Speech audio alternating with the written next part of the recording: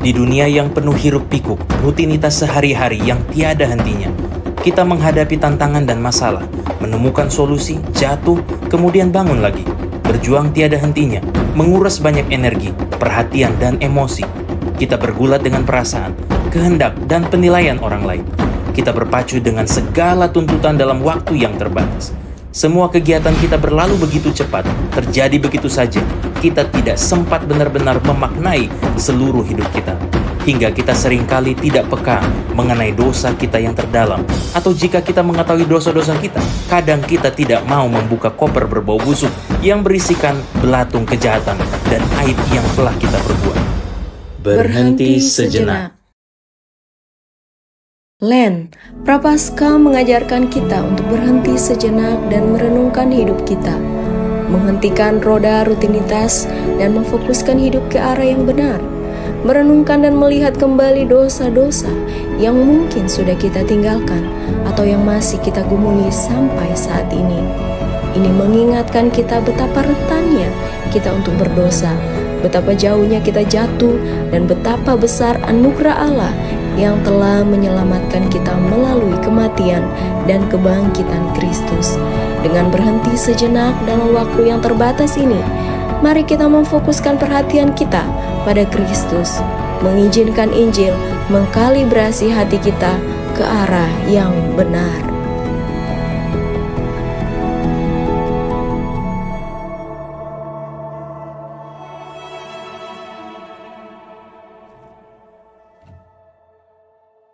Hari ini kita akan belajar satu hal dan kita kedatangan pengkhotbah tamu ya yang baru pertama kali di Energize. Jadi Kak John perkenalkan, ada Pastor Golda yang bersama-sama ditemani oleh sang suami tercinta ya Kak Anggi ya, luar biasa. Mari kita sambut Kak Pastor Golda bersama-sama dengan tepuk tangan. Ayo. Yes. Silakan Pastor. Alright, thank you Pastor John. You're awesome. Oke, shalom semuanya. Kurang keras ya, kayak 70 orang kan di sini. Tadi kata WL 100 orang. Mana suaranya? Shalom. Yang belakang kurang kedengeran gitu ya. Ulang ya. 1, 2, 3. Shalom. Wow, amazing. Energize. Kayak kalau dengar kata energize itu harusnya berenergi gitu ya. Energinya itu powerful. Kalau dibilang energize, ya Kak, kayaknya tadi malam habis begadang ya, karena malam minggu. Mungkin ada yang keluar malam mingguan. Oke, perkenalkan nama saya Pastor Golda, tapi biasanya dipanggil Kak Golda. Saya adalah salah satu staff dari Chi Alpha Indonesia, pelayanan kampus GSJA. Kalau teman-teman belum pernah dengar, GSJA punya pelayanan kampus, kayaknya kan nggak pernah dengar deh. Nah, hari ini kalian dengar. Dan pelayanan kampus GSJA ini adalah seluruh dunia itu ada, mau di Eropa, mau di Amerika ada. Karena kita semuanya itu sinergi kayak energize, right? Oke, dan saya juga pelayanan di Departemen Kaum Muda Nasional, salah satu bagian dari DKMN, dan saya juga sebagai Chi Alpha Jakarta Director. What is Chi Alpha? Chi Alpha adalah pelayanan kampus, bukan menjangkau orang Kristen, tapi kita menjangkau orang untuk mengenalkan Yesus. We bring Jesus to them. Kita membawa Yesus ke mereka. Kalau teman-teman menganggap bagaimana ya we live in mission, bagaimana kita hidup di dalam misi, tapi kita nggak pernah membawa Yesus ke hidup mereka. How can they know Jesus? Bagaimana mereka bisa kenal Yesus kalau kita nggak membawa Yesus ke mereka, right? It's simple like that. So, hari ini Pastor John is amazing pastor. Dia bilang, Kak Golda, kita lagi in a land. Jadi Prapaskah, kita di tema ini. Dan tema hari ini adalah Jesus the friend of sinners. Yesus berteman sama pendosa. Dia suka pendosa karena kan kalau kita mau being friend of someone, kalau kita mau menjadi teman dengan seseorang, we need a good friend, right? Kita butuh teman yang baik. Kita nggak mungkin berteman sama bad people, right? Kayak, wow, logikanya ada di mana? Terus katanya, wah kak, di firman Tuhan ada yang bilang kayak gini, pergaulan yang buruk merusak kebiasaan yang baik. How can Jesus be the friend of the sinners? Bagaimana Yesus bisa berteman sama pendosa? But mari kita sama-sama baca dari Markus pasal 2 ayat 13 sampai 17. Can we show the... Oke. Nah, kita baca bersama ya. Oke. 1, 2, 3. Sesudah itu, Yesus pergi lagi ke pantai danau dan seluruh orang banyak datang kepadanya. Lalu ia mengajar mereka. Kemudian ketika ia berjalan lewat di situ, ia melihat Lewi anak Alfeus duduk di rumah cukai. Lalu ia berkata kepadanya, ikutlah aku. Stop. Ikutlah aku. Oke, Tuhan Yesus tadi ngapain? Berjalan. Yang kedua Tuhan Yesus mengundang. Ikutlah aku.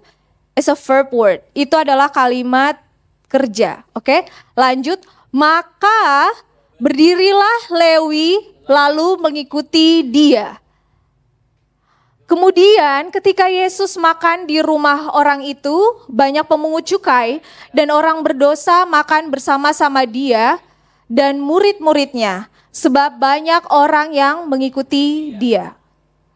Pada waktu ahli-ahli Taurat dari golongan Farisi melihat bahwa ia makan dengan pemungut cukai dan orang berdosa itu, berkatalah mereka kepada murid-muridnya, mengapa ia makan bersama-sama dengan pemungut cukai dan orang berdosa?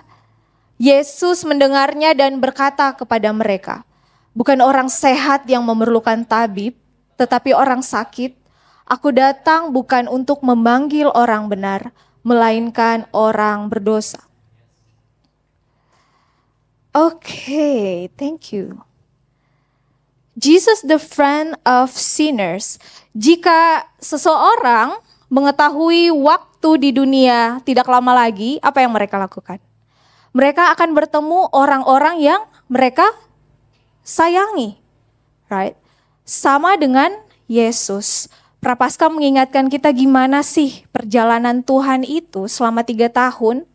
Dia mau melayani dan membawa orang-orang mengenal Yesus. Tapi instead of dia menghabiskan waktunya bersama orang yang dia sayangi, ibunya kek, saudara-saudaranya kek, orang yang memuji-muji dia kek, tapi dia malah meluangkan waktunya untuk bertemu orang-orang yang bahkan bukan orang Jewish atau bukan orang Yahudi atau bukan orang yang menjadi pilihannya Tuhan. Dia spend his time, dia meluangkan waktunya sama orang-orang yang bukan dari kalangan Yahudi, bukan dari kalangannya dia seperti kita, bukan dari kalangan Kristen, tapi dia mau meluangkan orang di luar komunitasnya.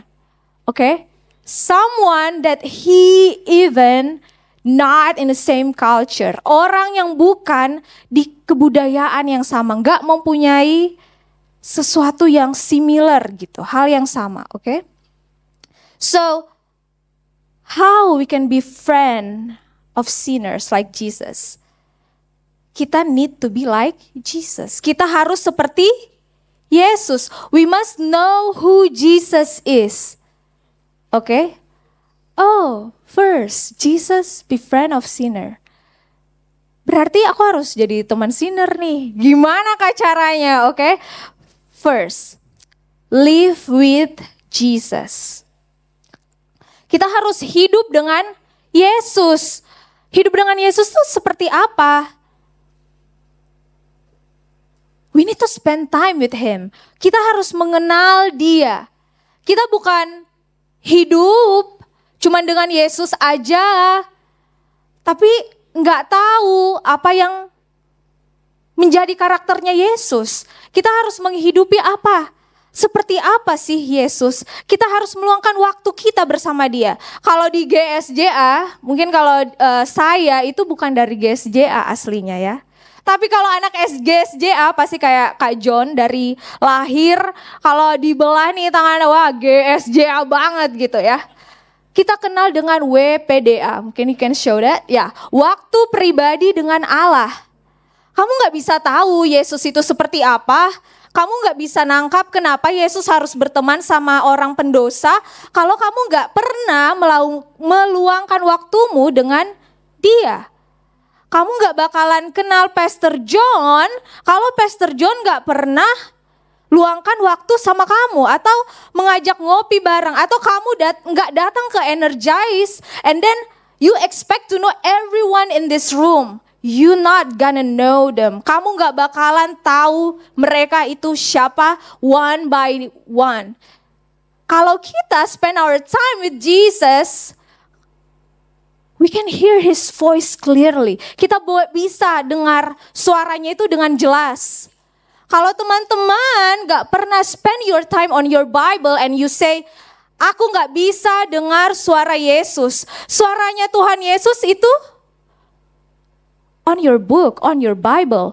Ada yang bawa kitab fisik hari ini? Kayaknya aku tadi lihat ada 1, 2. Wow, yes. Kalau ditanya buku favorit kamu apa? Oh, Harry Potter Kak. Oh apa ya? Kayaknya Seven Secrets. Who gonna say Bible? Siapa yang akan sebut Alkitab? That's the key. Only that the key. You can know who Jesus is. Oke. 3 cara untuk kita mempunyai waktu pribadi dengan Yesus. 3 cara kita untuk mengetahui Yesus itu seperti apa. Oke. Yang pertama adalah where. Kapan? Kamu harus tahu your best time to know Jesus itu kapan. Oh, Kak, aku owl gitu ya, selalu stay up late. Oh, mungkin aku malam baru bisa fokus. Oh Kak, aku morning person, aku suka bangun pagi. Kalau bangun pagi, aku langsung jogging kan. Sekarang anak-anak muda tuh starva banget gitu ya. Kapan waktu terbaik kamu bisa luangkan fokus untuk tahu Yesus? Jam 6 pagi Kak, saya bangun terus I gonna set up my coffee, drink coffee ya. Atau kayak aku minum susu, anak yang gak tahan sama kafein gitu ya. Pagi, pagi waktu terbaik saya Kak, jam 6 pagi. Kak, sekolah padat, malam Kak jam 9. Kamu harus mengetahui kamu baiknya di mana, you're the best itu di mana. Oke, Kak, aku pagi. And then kamu harus tahu di mana. Aku punya kamar nih Kak. I have sofa in my bedroom. Aku punya sofa di dalam kamar aku. Atau kalau aku di kamar, aku bakal fall asleep. Jadi aku punya ruang TV di rumah aku. Kalau pagi nggak ada yang nonton TV, gitu. Jadi aku di sana aja Kak. Kamu harus tahu di mana. Kalau kamu bilang, oh Kak di sekolah, di kampus, ada di kantin jam segini, sepertinya saya bisa di situ. Kamu harus tahu di mana, kamu harus tahu kapan, di mana, dan bagaimana. Bagaimana itu kamu harus tahu, oh iya saya harus baca Alkitab, atau saya harus download YouVersion. Siapa yang tahu YouVersion? Di sini aplikasi YouVersion yang gambarnya Bible itu. Kalau nggak tahu setelah ini download ya. Mungkin jangan hanya download TikTok ya. Just kidding. Oke. You can download YouVersion. Di situ you can find a lot of plans. Kamu mau tahu karakter Yesus, kamu tinggal ketik karakter Yesus. 7 hari mengenal karakter Yesus. 3 hari mengenal karakter Yesus. Itu akan tampil, oke? Kalau kamu mau jadi seperti Yesus, mencontoh teladan Yesus, kamu harus tahu, kita harus tahu, saudara harus tahu siapa Yesus. Oke? Banyak excuse yang selalu kita bilang, Kak, I'm too young. aku terlalu muda. Even kalau aku mau seperti Yesus, mungkin di rumah, contoh ya, kita belajar tentang berpuasa. And then kita berpuasa. And then kita berdoa. Terus mungkin orang tua kita bukan orang yang mungkin rohani-rohani banget. Tapi mungkin juga orang tua yang mungkin kurang mengerti kita secara pribadi. Dan mungkin di situ kamu mau belajar untuk kenal Yesus lebih dalam. Kemudian kamu berteman sama orang yang bukan Kristen, bukan yang mengenal Yesus. Dan mungkin orang tua kamu akan bilang seperti ini, jangan berteman dengan dia. Hormatilah orang tuamu, kan? Itu yang Allah sudah tuliskan dan harus kita ikuti. Tapi, and then you mau juga live in mission. Gimana caranya? Pray. Tadi Tuhan Yesus bilang, dia itu berjalan. Setelah dia berjalan, lihat orang suruh ikut. Itu ada undangan.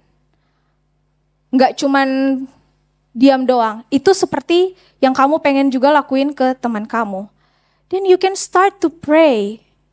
Habis kamu berdoa, kamu kasih lihat orang tuamu seperti apa. Bukan kita mendebat orang tua kita. Ini firman yang saya ajak teman-teman untuk boleh menghafal. Waktu saya kuliah dulu, jauh ya. Saya lulusan Atmajaya, Fakultas Hukum. Kemudian saya lanjutkan sekolah lagi, Magister Ilmu Hukum, Legal Science di UGM, S2. Kemudian saya sekolah advokat, supaya bisa jadi lawyer. And then 2019, I give my life to Jesus and become a pastor. One thing I know, your journey, perjalanan kamu, is not about your career.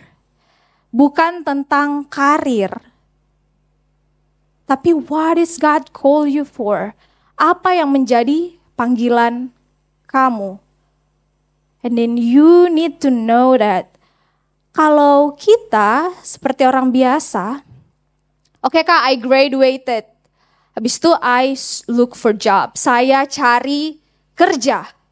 Setelah kerja, saya mau nikah. Habis saya nikah, saya mau punya anak. Sampai tua seperti itu. Plan mungkin kita seperti itu.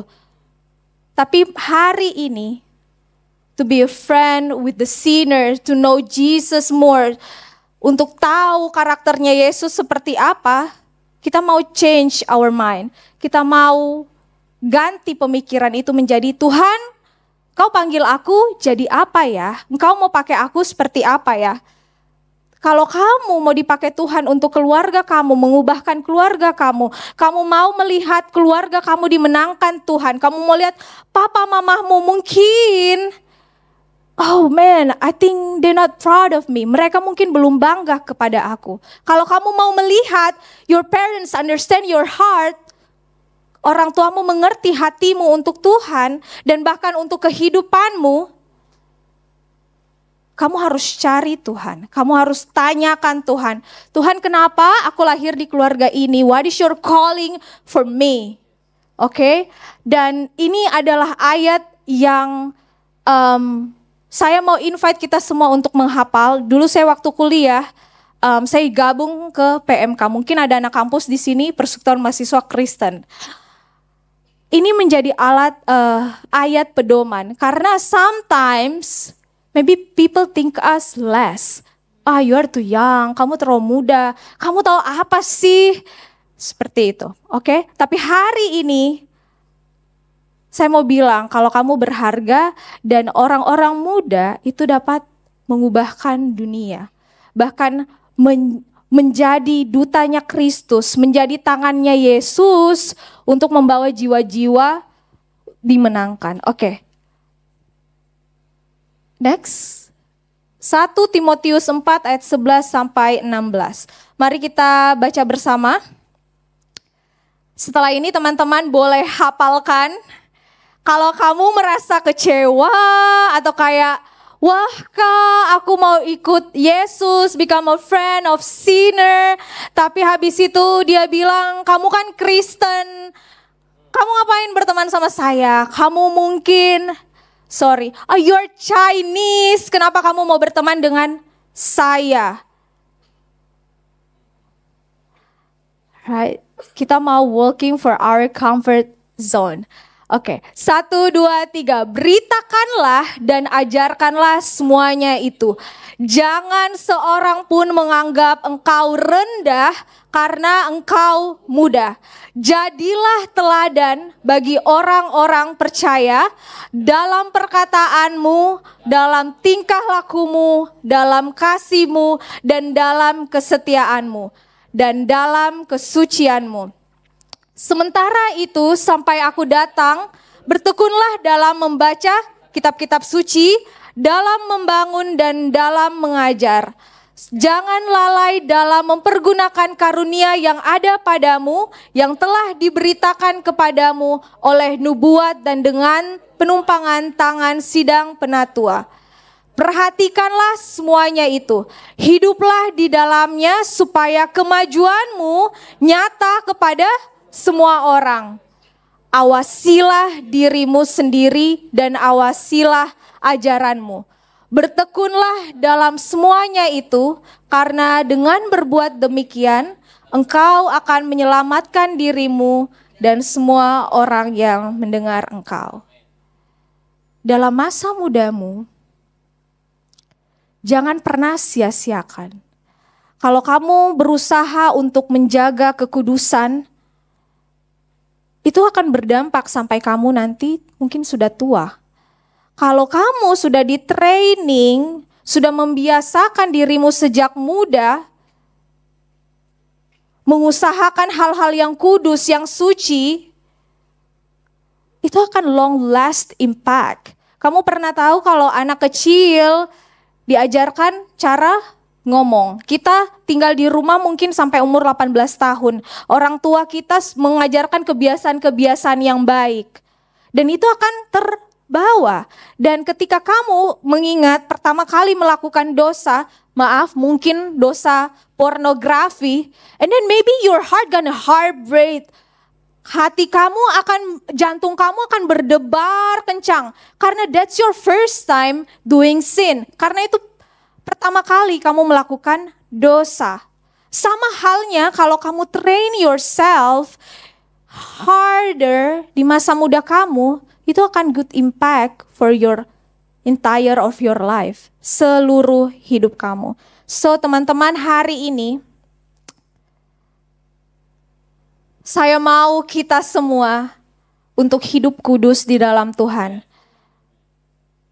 Kalau kita menjadi teman untuk semua orang yang belum kenal Tuhan, terus mungkin kamu bilang, iya Kak, gara-gara kakak sih nyuruh aku berteman sama pendosa, aku kan jadi seperti ini.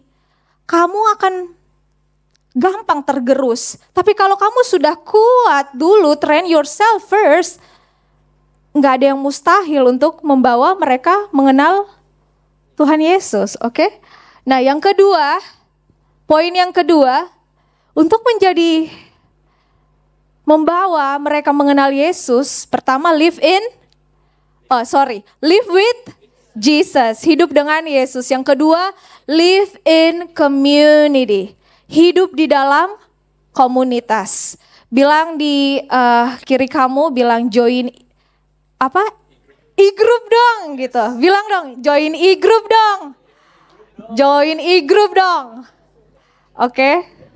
Udah belum?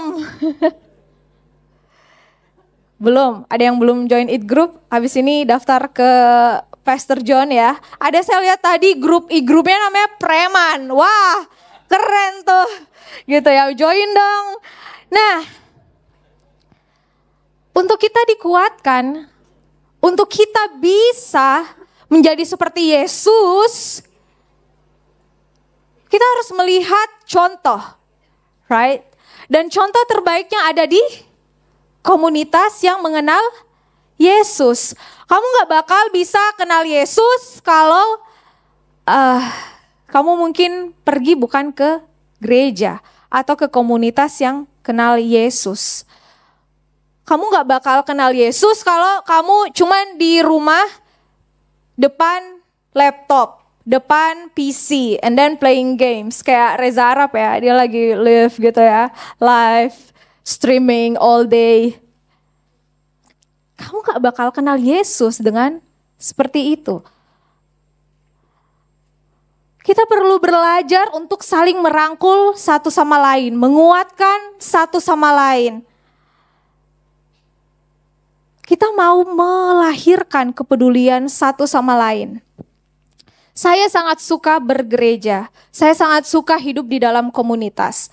Saya kan asalnya bukan dari Jakarta sebenarnya, saya dari Jogja. Kayak 10 tahun di Jogja, pindah ke Jakarta baru 2 tahun. Kayak wow, beda banget. Kalau kata orang mau slow living itu hidupnya di Jogja. Kalau di Jakarta kita harus kebut-kebutan waktu. Mungkin I will give up myself di Jakarta kalau saya sebelumnya gak hidup di dalam komunitas yang benar, komunitas yang mau menopang saya.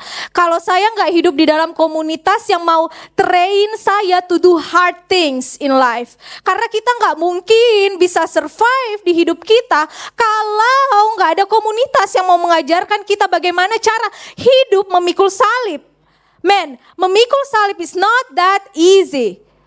Right? Kalau sekarang kita main sosial media, everyone looks beautiful. Kalau kata orang perbedaan milenial sama Gen Z atau Gen Alpha, captionnya kecil banget gitu ya. Kalau bisa di pojok atau kayak seperti itu. Kita nggak mau kelihatan who we are. Kita nggak mau literally mereka tahu siapa sih sebenarnya kita. Kita nggak mau being authentic. Kita mau terlihat we are perfect. Tapi how can we be perfect if we not train ourselves to do hard things? Kalau kita nggak hidup dalam kekudusan, kita nggak mau kenal siapa Tuhan sebenarnya and then change your mind.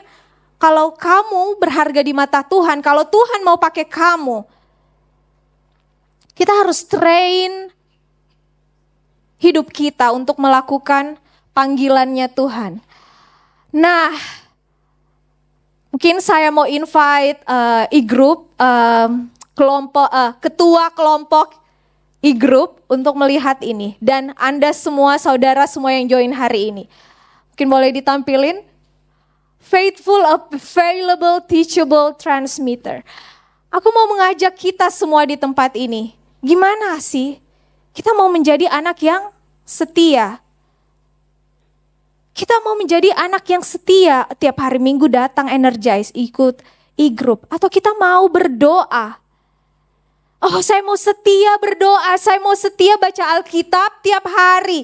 Saya mau setia mengenal karakter Yesus itu seperti apa. Yang kedua adalah kalau kamu sudah setia tapi kamu enggak available, nggak tersedia, Tuhan nggak bakal pakai hidup kamu. Kalau cuman bilang, siapa ya? Mungkin ada yang namanya Monik di sini, I don't know. Tapi mungkin Tuhan mengingatkan, Monik, kamu nanti jadi WL ya. Mungkin tadi yang jadi WL keren banget, 3 orang, keren banget.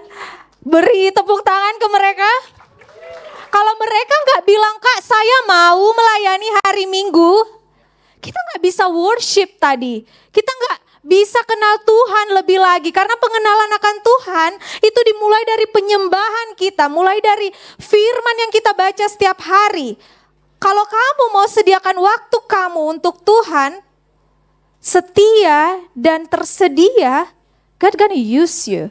And then the third one, mungkin banyak orang jatuh dalam hal ini, termasuk saya juga ya. Agak ambisius gitu ya kalau di studi. Aku mau terbaik Kak. Kalau ditanya Golda, kita dulu ada small group. Duh Kak, aku ada kerja kelompok, Kak aku harus belajar. Ujian aku 2 minggu lagi, jadi aku gak bisa datang malam ini. And then a lot of excuse that I made. Banyak excuse lainnya. Gak tersedia, tapi yang ketiga saya gak mau diajar. Orang yang mau dipakai Tuhan, dia harus setia dia mau available, dan dia mau punya hati yang mau diajar. Boleh angkat tangan yang menjadi ketua e-group? Ketua e-group? Angkat tangan. Ketua e-group 2 aja ya? 3. Ada yang di belakang 4. Lihat ke ketua e-group. Lihat ke ketua e-group. Oke Kak, saya mau kok diajar. You know, mungkin mereka terlihat, dia kan lebih muda dari saya. Dia gini kok, dia update di status begini-begini kok. Hidupnya gini kok. Kalau kamu gak punya hati yang mau diajar, Tuhan gak susah untuk memakai hidup kamu. Orang yang sangat shape us, karena dia firman Tuhan begini ya, yang bilang besi menajamkan sesamanya. Oke. Besi menajamkan besi, manusia menajamkan sesamanya.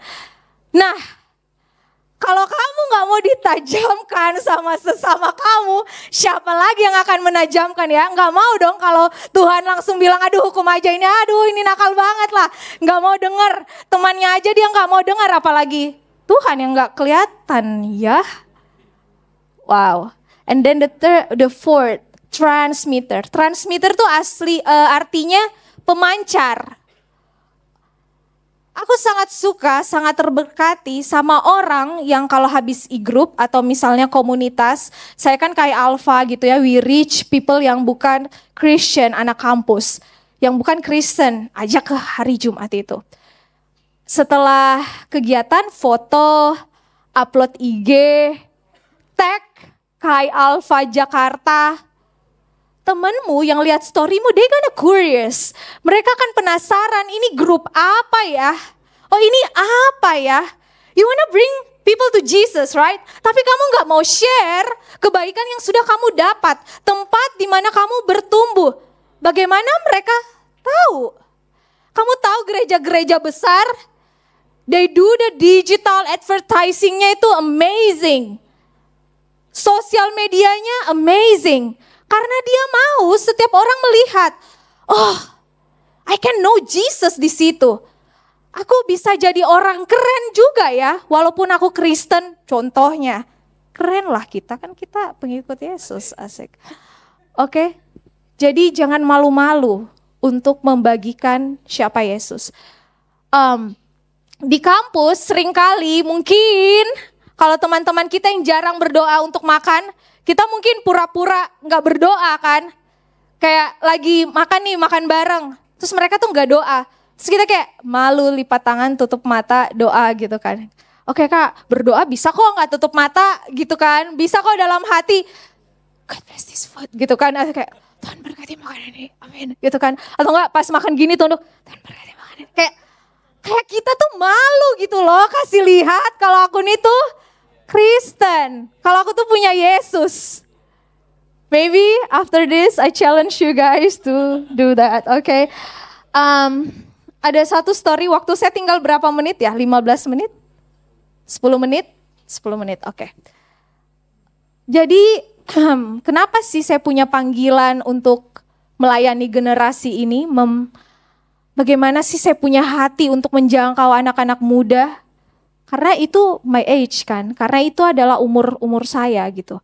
Nah, sewaktu itu saya kuliah S2 dan saya kasih gambaran kalau di UGM itu ambil legal science itu setiap minggu dan mungkin setiap hari kalau ada 3 kelas itu semuanya presentasi.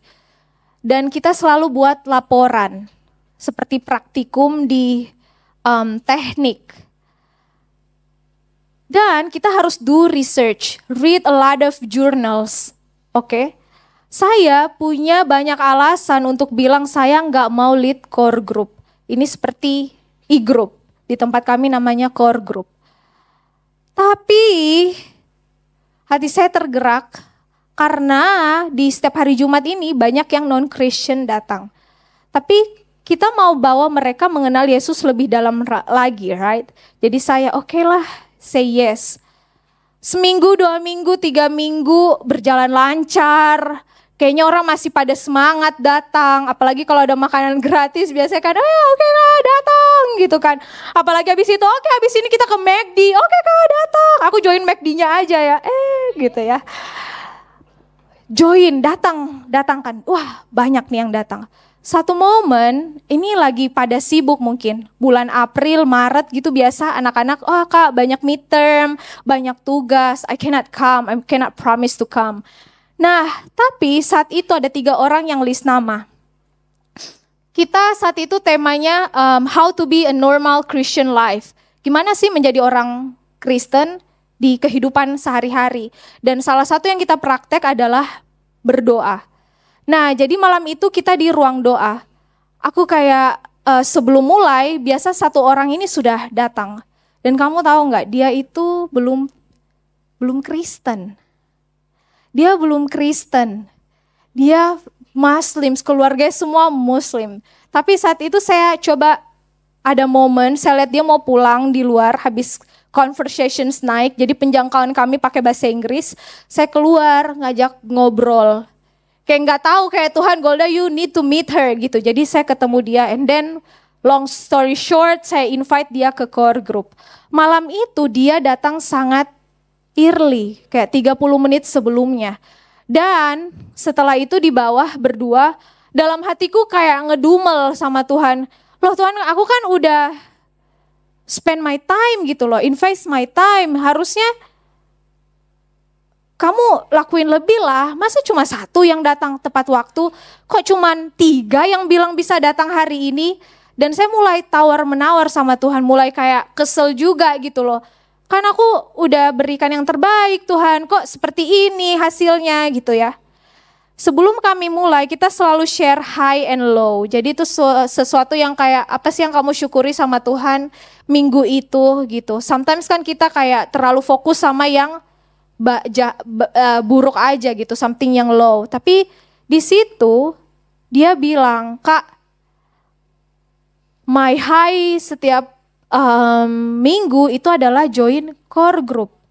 Karena I can be real who I am. Gitu. Karena di situ kayak what we share there, kita keep di situ gitu. Menjadi authentic group. Jadi dia share seperti itu. Men, dalam hati aku udah mau nangis kayak, ya Tuhan, kalau aku nggak mau obey, taat sama Tuhan hari itu, mungkin dia nggak bakal kenal Tuhan lebih lagi, ya kan?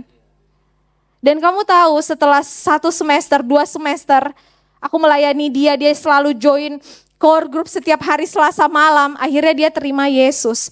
Itu nggak waktu yang singkat ya, itu ada 2 semester, 1 tahun baru dia terima Yesus. Dan akhirnya dia lead core group sama saya, dan sampai sekarang dia menjadi pengikut Yesus. Your obedience gonna bring people's life to Jesus. Kalau masa muda kamu taat, kamu akan melihat mujizat Tuhan di dalam hidup mungkin orang yang kamu doakan. Mungkin kalau kamu hidup di keluarga yang mama, papa kamu mungkin beda agama.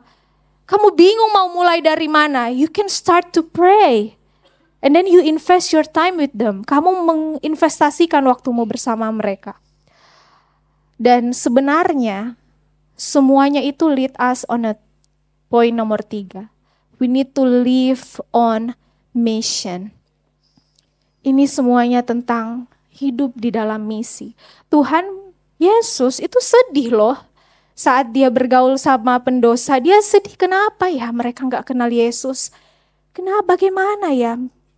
Kok mereka gak kenal Yesus? Aku mau hati aku sama dia. Makanya waktu dia sebelum dia mati di kayu salib, kenapa dia spend waktu sama mereka? Karena mereka lah orang-orang yang berharga. Karena kata firman Tuhan tadi, orang yang sehat gak membutuhkan tabib. Kita mungkin orang Kristen, kita cuma mau bergaul sama teman kita yang Kristen, kita tahu mereka Kristen, oke, we bring him. Tapi bagi mereka mungkin mbak kita yang tinggal di rumah, yang bantu kita di rumah, dia gak Kristen. Harusnya dia yang kita invest more time to them. Kita bring them to Jesus. Oke, sebelum Yesus naik ke sorga, ia berpesan di dalam Matius 28. Mungkin kita semua tahu tentang amanat agung. Bayangin Tuhan Yesus tuh udah di bumi, habis itu dia mati di kayu salib. Dia terangkat ke sorga gitu ya. Sebelum dia meninggalkan benar-benar bumi, dia berpesan. Artinya itu pesan yang sangat penting kan. Kalau misalnya nenek kita, kakek kita meninggal, pesan-pesan terakhirnya itu kita pasti taruh banget dalam hati kita. Berusaha banget bagaimana itu bisa terrealisasi. Dan Yesus berpesan, jadikanlah semua bangsa muridku. Ingat enggak Tuhan Yesus memanggil 12 murid?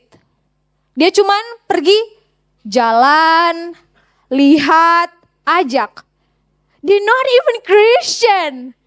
Mereka bahkan belum menjadi pengikut Yesus, belum menjadi orang Kristen. Mereka cuma nelayan, Tuhan Yesus panggil. Apakah mereka sudah mengenal Yesus secara pribadi bahwa dia akan juru selamat? Tidak, tapi saat Tuhan Yesus memuridkan mereka, barulah mereka tahu apa yang harus kita lakukan. Sama halnya dengan live on mission. Kita hanya butuh taat. We just need to be obey. Yang kedua adalah kita hanya mau membuka pintu. Seperti saya, dia itu sudah di parkiran ya. Anak yang saya ajak ini. Saya membuka pintu lari ke dia. Kalau kita nggak pernah memanjangkan tangan untuk mengajak orang, kita nggak pernah membuka pintu untuk orang, untuk mengenal Yesus, gimana mereka akan mengenalnya? Right? Kita sebagai Energize, kita perlu menyadari bahwa kita sebagai orang Kristen, kita perlu memberitakan Yesus kepada orang yang belum mengenal Yesus. Kalau kita mau be exclusive Christian, we're not gonna bring soul to Jesus. Kita nggak akan bawa jiwa-jiwa mengenal Yesus. Saya mau tutup sharing firman ini. Saya mau invite worship team untuk maju ke depan. Help me close. Untuk live on mission, kita nggak bisa cuman, oke Kak, ini tugasnya Kak John aja. Ini tugasnya ketua e-group aja, ini tugasnya Pak Peter aja. Enggak. Tapi di dalam hidup, di dalam misi, we wanna be a friend of sinner like Jesus, become a friend of sinners. Kita semua harus berdoa. Semua orang di tempat ini harus berdoa. Pekerjaan itu banyak ya. Banyak tuayan yang harus dipanen. Harvest time. Tapi bagaimana pekerja mau manen kalau they cannot even eat? Kalau mereka nggak tercukupi, maka setiap orang harus memberi. You need to sacrifice something. Kalau di perjanjian lama kita lihat, nggak akan ada bau dupa harum di hadapan Tuhan kalau nggak ada korban bakaran. Everyone need to give. Yang ketiga adalah setiap orang harus pergi. Kalau Yesus aja keluar, pergi jalan kaki, we have to do that, right? Kalau kita bilang kita pengikut Yesus, tapi kita nggak mau seperti Yesus, how? Di dalam Kisah Para Rasul, ini story tentang Barnabas dan Paul. Story tentang Barnabas dan Paul, dia itu didoakan. Didoakan dan setelah itu penatua di sana bilang pergi.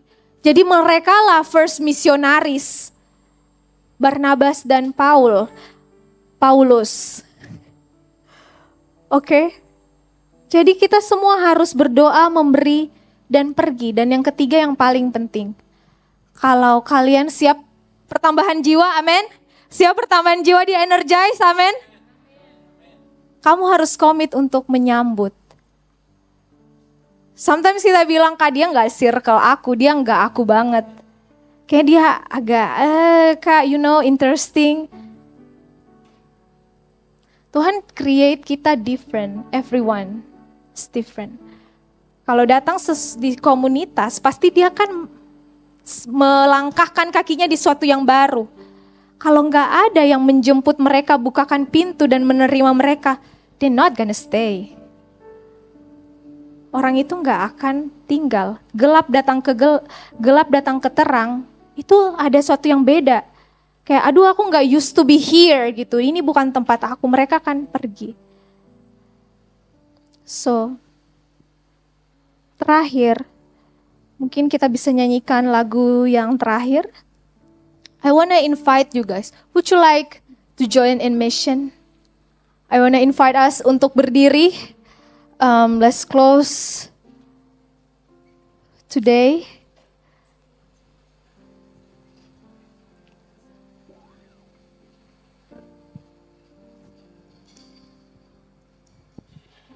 Inilah hidupku,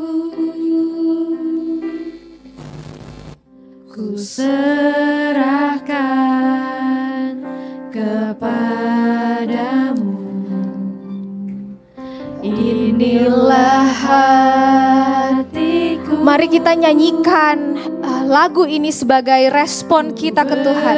Berikan bagimu, ku tahu Tuhan rancanganmu yang terbaik bagiku. Ku tahu Tuhan pengorbananmu yang mulia bagiku. Hanya dekat kepadamu aku rasakan tenang. Hanya dalam hadirat-Mu ku rasa